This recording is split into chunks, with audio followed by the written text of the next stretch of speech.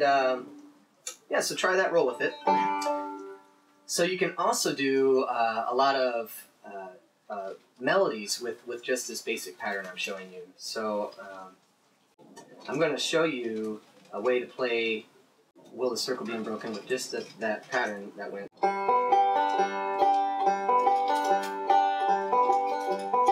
Call it the home base pattern or the square pattern because everything's even and square. So here it goes.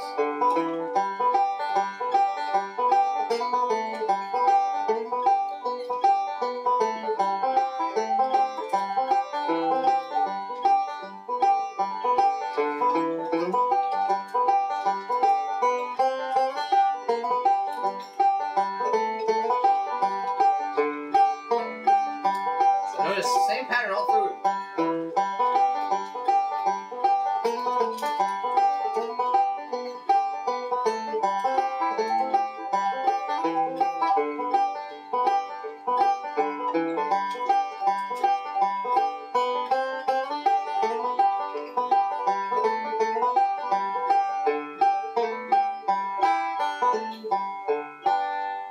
So yeah, and it actually sounds very nice like that, and there's lots of melodies you can try putting in with just those patterns. Notice the thumb is leading all the melodies, and the fingers are just kind of filling in the space, keeping the groove going, and the pinching on the backbeat going through. You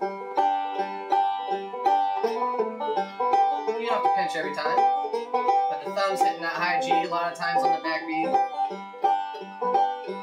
Just creates a nice solid groove, and a good solid groove is where it's all at anyway.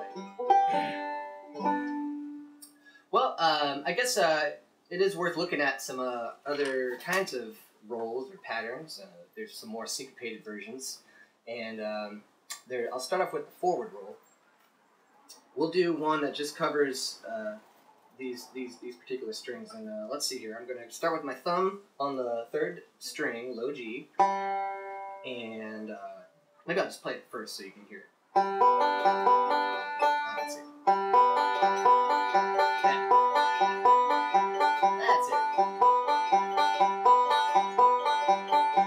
That's what it's going to sound like. So now we got the thumb on the low G, the 3rd string. Now we've got the 2nd string, B, and that was my index finger on the right hand hitting that. And then my middle finger is going to hit the high D. And then that pattern just repeats. You go.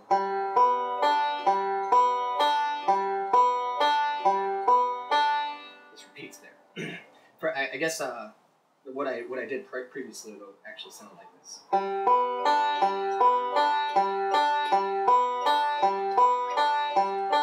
Just a short little bit of syncopation there, and they call it syncopated because I'm hitting 3 groups of strings over an even count of 2 or 4, and because of that, the notes repeat a little bit earlier every time on the beats. First time this thumb starts on the downbeat, 1 and 2, and then it happens on the and there. 1 and 2 and 3 and 4 and 1 and 2 and 3 and 4 and that's what gives it that feeling. And if I continue that roll out longer, it would feel even more syncopated.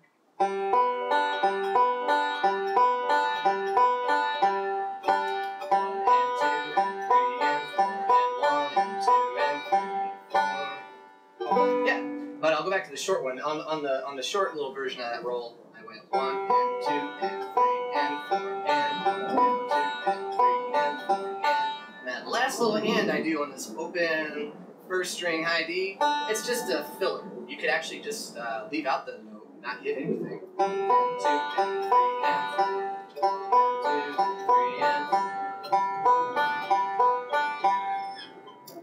But yeah, it's just a little space filler for that little pattern to start all over again. And there's like, you know, lots of different string combinations that you can do a forward roll in. This is one. You could go.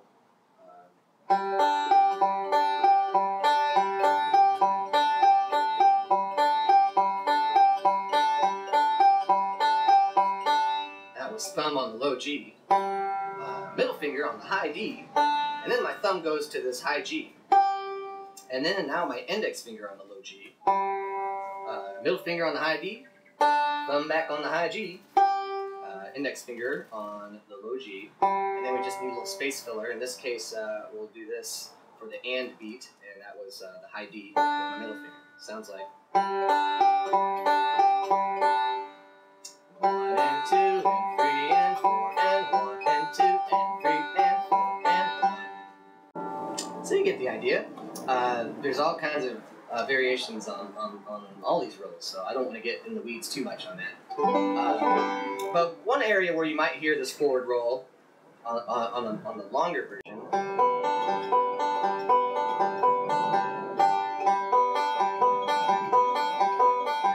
kind of happens in bluegrass a lot, where they're just filling in with a quick arpeggio. So this is something kind of akin to what I hear, what I've heard Ralph Stanley do on some old great recordings, and it's that's the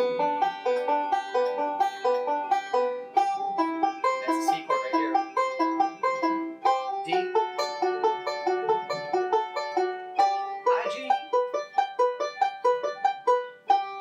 So you can hear how it starts to sound maybe a little more recognizable, some of these rolls. There's a thing called the backward roll, and it's all it is just the other direction. And so I'll do it the other direction of where we started with this. 1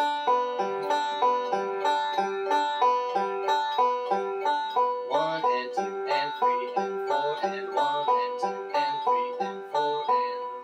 Okay, so that was middle finger on the high D. And then we've got the index finger on the second string B. Now we've got the thumb on the low G. And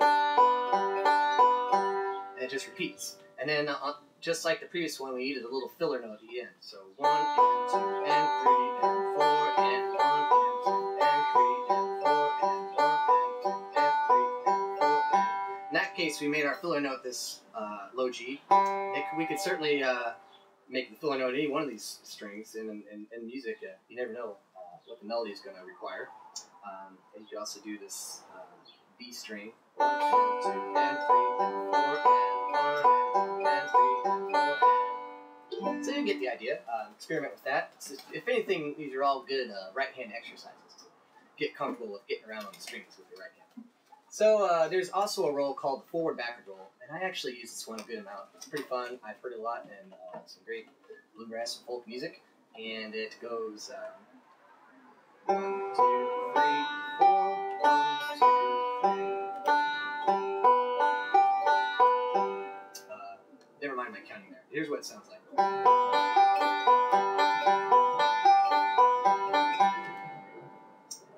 That was the thumb on the low G, index finger on the B, middle finger on the high D, first string.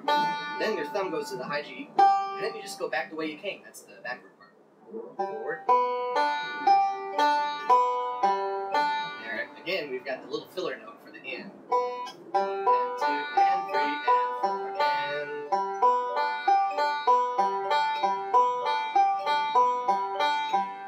Yeah, and there's a lot of little melodies you can put to that particular roll, and some of them are going to sound pretty familiar. Here's one. I do some sliding on the first thumb hit on the low G. I start on the low third string, I should say, low G string, third string. Start on the second fret, it's an A note, and I'm going to slide to the fourth fret, and here's what it sounds like.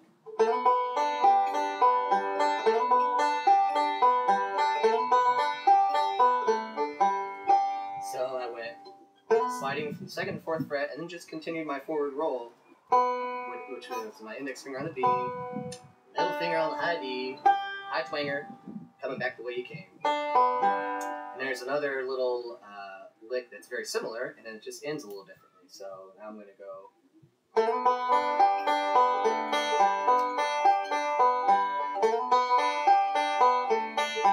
So the way it ended was my finger hitting the second fret on the third string. It's an A note, and then my little filler note, and then ending. And actually, I just repeated the roll now with open strings at the end. Here's what it sounded like once more. Yeah.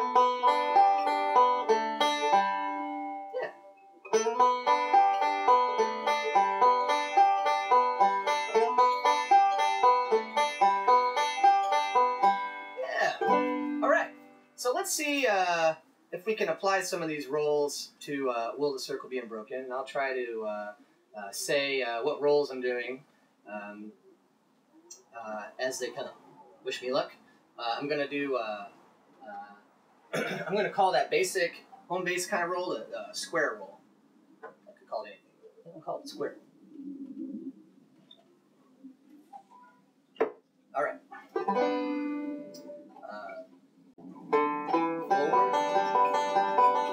Square.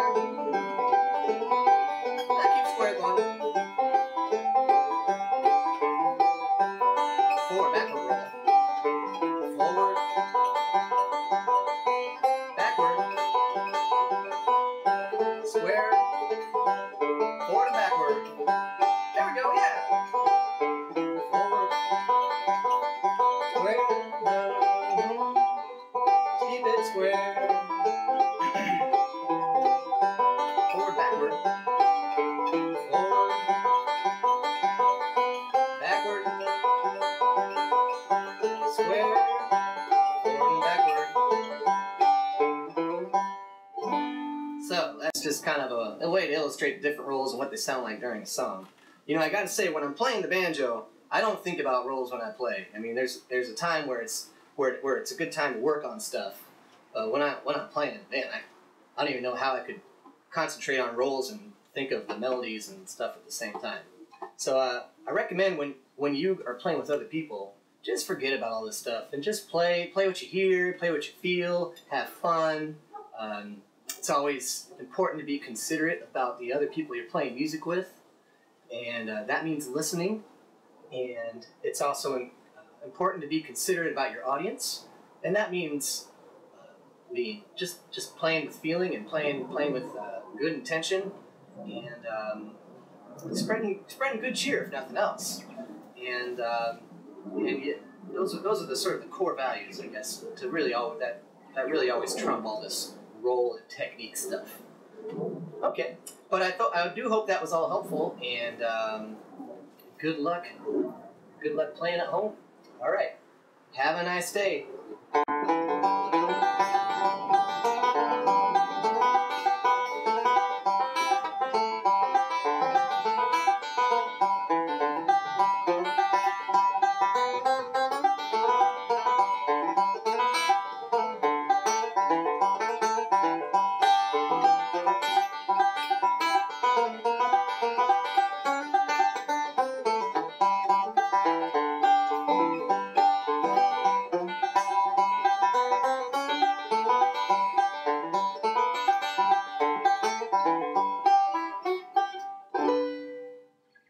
Take care.